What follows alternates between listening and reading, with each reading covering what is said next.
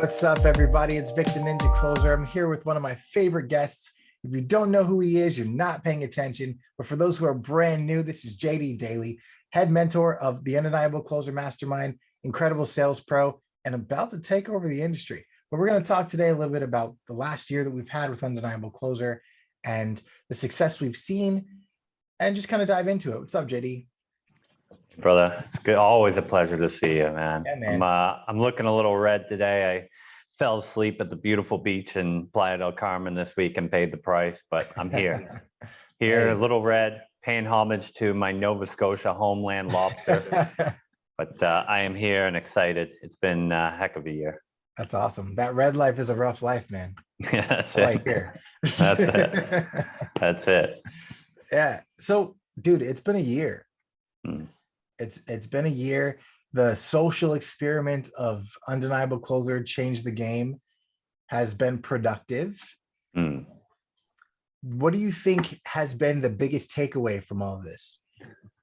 Oh man, it's been a crazy experiment, right? You've been in there since the very beginning, but it started with an idea of, what happens when someone cares more about student success than company growth.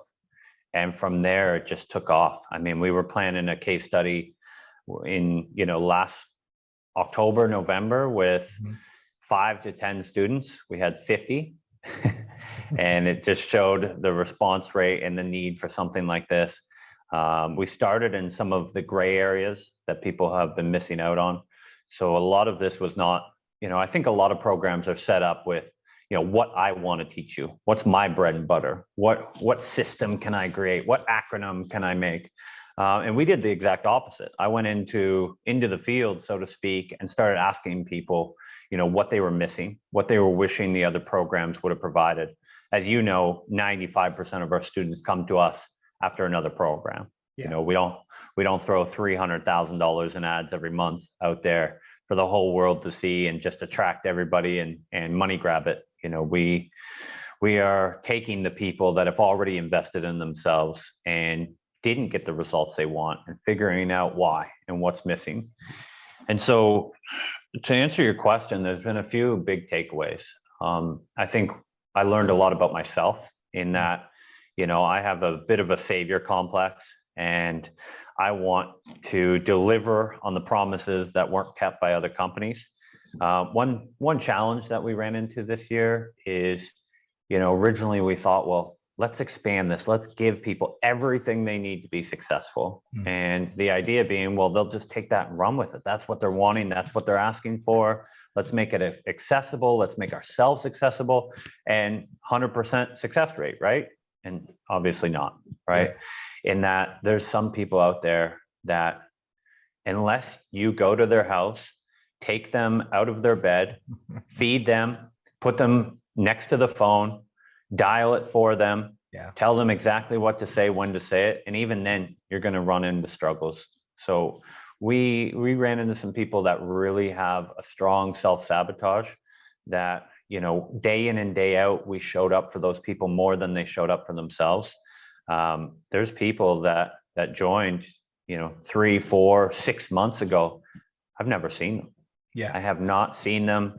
We've contacted them. We've thrown the kitchen sink at them. Like I said, except for having a private investigator, right? We've done everything in our power, and they just aren't willing to show up for themselves. So that has been a learning curve. And I think that, it's always the people doing the least that will take up the most amount of resource. They always want the new strategy, new ideas. And so we've changed our commitment to help the people that are willing to show up for themselves, right? To really put all that energy we've been wasting on the people that really need it, that are showing up day in and day out, that are putting in the work, that are asking questions that show that they're putting themselves in uncomfortable places. That's been a big one. I'd say the second is that those people needed what wasn't being offered. And so the amount of questions, like I find sales training, a lot of people are coming in ready to sell. They know how to qualify. They know how to prospect. They know how to build rapport. They know how to handle objections. We work on some of that stuff from a psychology background and human behavior, but most people need the career transition and career development. Mm. And I was surprised by how many people needed that and how effective it's been, right? When you're focusing on networking and building your personal brand and outreach and interviews and all the things that are going to get you in that seat to be able to deliver, that's where the most of the bottlenecks have been coming into this program, and where most of the growth and development has been coming out of this program. So those were two very interesting things that I wouldn't have imagined coming into this year. Yeah. And you kind of touched on it briefly, but we've talked a little bit about,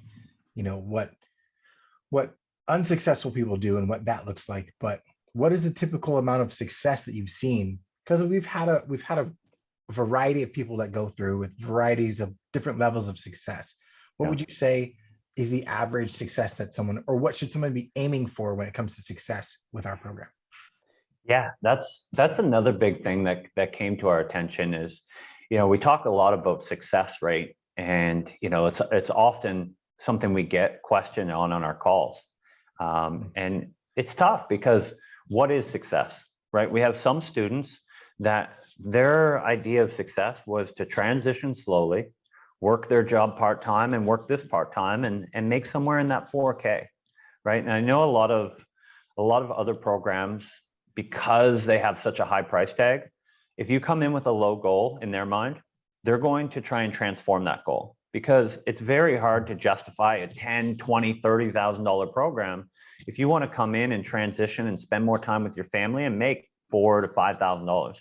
But for me, if that's your version of success, then that is success, right? And so as far as satisfaction rate, I think ours is through the roof. As far as success rate of getting people what they want, not what I want, because I don't have to live their life. I don't have to pay their bills, right? I don't have to work their schedule. And so as far as getting people what they want, we've seen somewhere around the 70% mark, which I think is insane considering, the industry average hovers somewhere between the 4 and 7% mark. Yeah. So I'm really, really proud of that number. As far as categories go, I think that there's different categories, right? Everybody is selling that dream income. We hear it all the time, right? 10K a month, 10K a month. Everybody comes in with the exact same goal, which is weird financially, right? Why not 8? Why not 12, 15, whatever it is, right? And so we know that's coming from advertising. We know that's coming from someone else telling you 10K is easy. So you're like, oh, I want 10K, right? But I think that there's other numbers that are important, right? You don't even have a chance at your dream income if you're not able to meet your survival income. What do you need to avoid eating out of a dumpster, or looking for a new place to rent next month, or going out and getting huge credit card bills, right? That survival income is the first sign of success in this industry. Because if you know you can survive off this industry, then we can start looking at the transition, right? Obviously, the second is that replacement income. To me, that is like the weight off the shoulders. And it's like that aha moment, like, okay, I'm doing something I love and I'm making as much money as I would be if I was working a 9 to 5. Yeah. That to me is the first sign of freedom. And then we can start looking at the job replacement, or sorry, the dream income, right? And so as far as those numbers, we see a lot of people come in, and with their first opportunity with us, they find themselves in that 3 to 5K range. And I think that's a beautiful spot to start out in. From there, they're looking at that replacement income and then dream income. So our top students have been making around the 20 to 30K a month mark. I would say the range for most people where we find that success is somewhere in that 5 to 8K range. Yeah. What type of people would you say have that success? That's a good question. We've spent a lot of time just diving into the data of what makes a successful setter or closer. I think the biggest thing, we kind of mentioned it before, but it's the ability to dive inward, right? And play the inner game to work out the things that hold us back the most. Because you can have the best strategy in the world, you can have all the support. If you're not willing to work through the self-sabotage, the procrastination, the perfectionism, the ups and downs, the stops and starts, you're going to be working and kind of on a loop, right? And so what we've realized is we are the prospect, right? And in humanizing the prospect, we have to be able to see them in ourselves, right? In that The prospect is procrastinating. The prospect is letting fear get the best of them. They're not showing up. They're perfectionists. And so for me, the best sales training that we can provide is identifying the things in us that hold us back, working through those. So now we can influence that journey with our prospect. Yeah. Right. And so people that have the ability and awareness to work through their inner struggles, that to me has been the biggest X factor. As far as other data that we're noticing, we have a great transformation right now with those people coming in, and they've already been through the training. Like I said, they know how to sell. They're in the opportunities where they're making 2 to 4K. And we've been able to take those people and really transform them and put them in that kind of 8 to 15K range. We've had a lot of success with those people because the groundwork's been laid. And typically we're identifying the difference between a top performer and a top earner, right? Because a top performer on a lackluster campaign, you could be number one on your campaign and still making $3,000.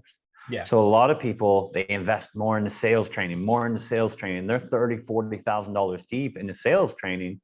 And what we've realized is it's not always about your sales skills. Like I said, that whole career development of putting yourself in the best place to utilize those skills, that is a huge X factor. So like for me, as an example, I was making $1,800 over 3 months. And I did not develop as a salesperson at all. And you put me in a different opportunity. All of a sudden, I made $120,000 in 4.5 months. Yeah. I didn't take any additional sales training. I didn't, handle objections better. I just placed myself in the right opportunity. And so we've had a lot of success helping people find the right opportunity for them. So I'm going to ask you a question. It might be a little personal, but you came into this mastermind space to fill a hole in the industry. And we've talked about success, we've talked about non-success within students, but would you say that you've been a success at filling that hole? Yeah, I'm very proud of this year. I think we've done an amazing job, especially the first year was very experimental. I had no idea what the plan was. I had no idea what I was doing. As a mentor, I've never been in this role before. So there was a big learning curve for me as well.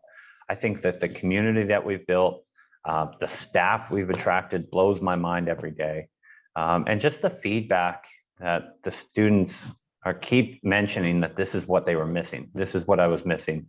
I feel like we have that family feel. We are the smallest organization on the block by far, not even close, right? But as far as impact goes, when you look out into the high ticket space, our students are capturing the attention of the top employers in the industry, right? We have the highest referral rate. We have, I think, the strongest students. I would not want to be starting this whole journey again and have to compete with some of the students that are out there. Every time I look in all the groups, I'm getting tons of feedback from coaches, employers, recruiters, and our students are stealing the spotlight. So I think that it was a success. Now, I've always lived by the quote that, nothing kills large success like small success. So am I happy with the results? No. Am I content? No. I think that it's been an amazing year and we've set the foundation, but I'm ready to build. I'm ready to take all that information and 2.0 it and 3.0 it and 4.0 it. I think that there's still too many closers and new students and people making the transitions, making the wrong choice. And they think they're buying into a mentor in another program when really it's a pre-recorded course and a couple of VAs that take your questions and a customer support email. To me, that's not a mentorship.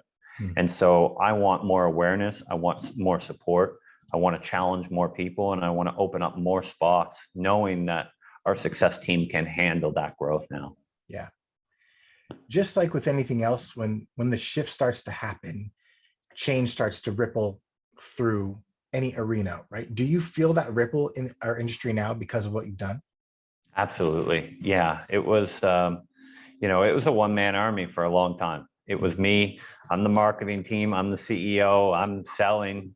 I'm coaching. I'm doing everything. And now, the one thing that I didn't expect is how many people with the same core values that we would attract. Students who believe in my vision and want to be a part of it. And it's been a challenge for me because, again, I kind of got addicted and used to doing everything, and it definitely slows the opportunities because you can't be everywhere at once.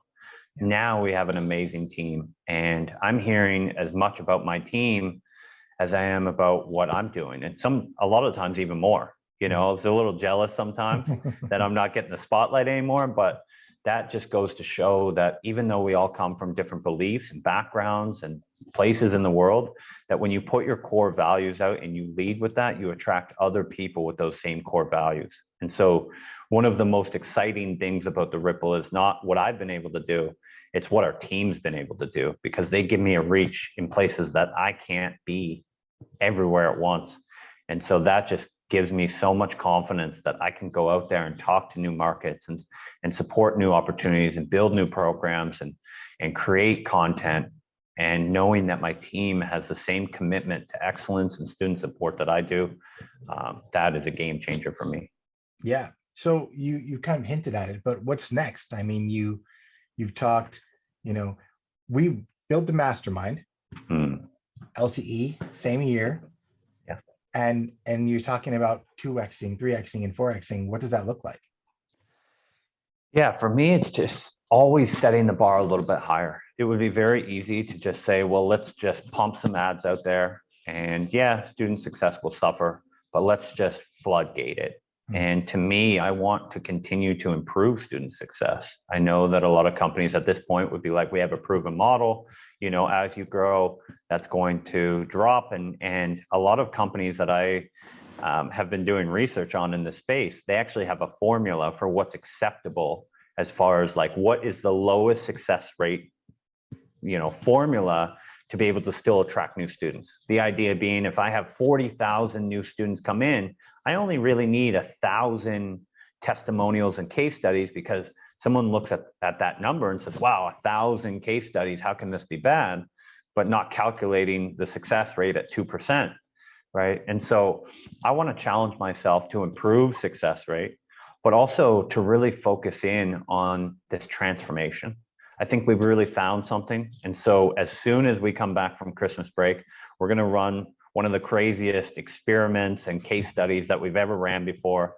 This is the transformation. And so we're going to be looking for top performers, and we're going to transform them into top earners. And so that is kind of the first project.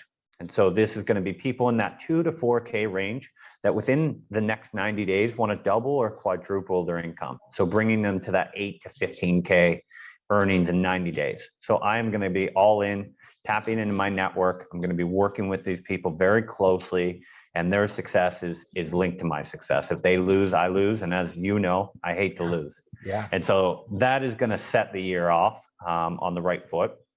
And then we're going to be looking at those people that maybe need some more development. Their transition is a little bit longer. One of the problems I have with a lot of programs is they set the time 10 weeks. After that 10 weeks, see you later, right? $10,000 for 10 weeks. And what if I'm on a 3-month, 4-month, 5-month transition, right? What if I have 2 hours a day to devote to this, but it's a longer cycle? What if I don't really hate my job, but I want to find something to supplement my income, right? Or what if I have a passion project that eats up a lot of my time and I want to find something that balances that, right? It's very cookie cutter right now. And so I want to be developing more custom solutions for people so that whatever they want, whatever they need, as long as they're willing to put in the work and they're committed to their goals, I want to make sure we support them. So I'm really excited about that. We've been building tons of relationships with employers and recruiters. We have more opportunities than students right now. And so I would like to balance that out a little bit. But, job placement assistance is also high on my list. I want to keep improving that. I want to make sure that you are bombarded with opportunities the minute you enter our mastermind. Yeah. I love, my favorite message in the game right now is when someone messages me in a panic because they have too many opportunities. I love it. I love it because I can scroll back, and 3 weeks ago, they were worried about not getting any opportunities, right? On the call that we had, that was their biggest fear. What if I can't find an opportunity? And then 2, 3, 4 weeks later, they're messaging me, honestly, overwhelmed, freaking out because they're like, I don't know, out of these 5 job offers that you guys got me, I don't know which one to take. To me, that is a beautiful problem, and I want to automate that problem. I want to make sure that everybody that joins us, that shows up and puts in the work, is bombarded with meaningful, high-paying, top-earning job opportunities. Yeah. Awesome. Well, I just got off a call with one of your current and former students, John Shin, and he had nothing but good things to say. As you know, the guy has a lot to say. So one thing that we talked about, though, that I felt needed to be brought up more often is the fact of integrity breeding integrity. So a lot of people don't know or may not know, but you train a lot of your competition's closers and setters and their salespeople. And a lot of mentors, if someone came to them and they got a job with their competitor, then they're cut off. Just like that 10-week cutoff, they're cut off, right? Yeah. But your mentality is and was and will be that as long as I can put out a good product, it doesn't matter where they are, as long as I help them further their life, I can deal with the wash, right? Everything else doesn't matter. 100%. Yeah, I think that's really important. I mean, it's, you know, I think that we ruffled some feathers early on. I didn't shy away from letting people know what I thought about their programs. And, you know, after having our recruiting business for so long, you hear a lot of things, right? There's a lot of people in this industry I respect, and I feel like they have, you know, a great product that they're putting out. All I want to see is that your marketing and your deliverables line up. That's it. That's it. I think it's a big industry. I think that we cover a specific need for a specific person. I think there's lots of room for competition. I love it because it challenges me to step my game up. The problem that I have is with companies who are not delivering on their promises. But to me, that is not a representative of the closer themselves, right?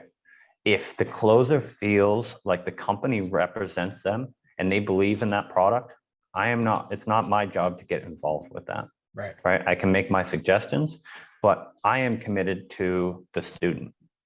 So we have placed a lot of our students with some of our competitors, right? And we've trained a lot of our competitors' employees, right? I will continue to do that. Anybody that needs what we have will have access to that as long as they have integrity. And that's never going to change. Awesome. I love that. And I hope we produce top closers for our competition. Yeah. I hope so. And we have. Yeah, we have. We have. Yeah. Right. And I love that. And yeah, just talking to John, it made me really go back to the early days of coming in when, you know, like you said, it was supposed to be 5 to 10 people. And then you just couldn't get off the phone with people who wanted to be a part. And it ended up with 50 of us in the beginning for the last couple months of 2020. And it just kind of became this giant that it is today. And I can't help going back to those calls, and even still going back to the recording library and listening to those calls and just seeing the growth in different people and seeing where people are and who's still here, who's still doing things. It's inspiring. Yeah. And it's like, it's that fire that stays lit in the stove all the time. So that way, whenever you need to turn it on, you can turn it on. It's that drive that, you know, that as soon as you put it in gear, it's gone. And I love it. It's a true testament to an idea that you had, that you put in the work to make possible. And I thank you for that.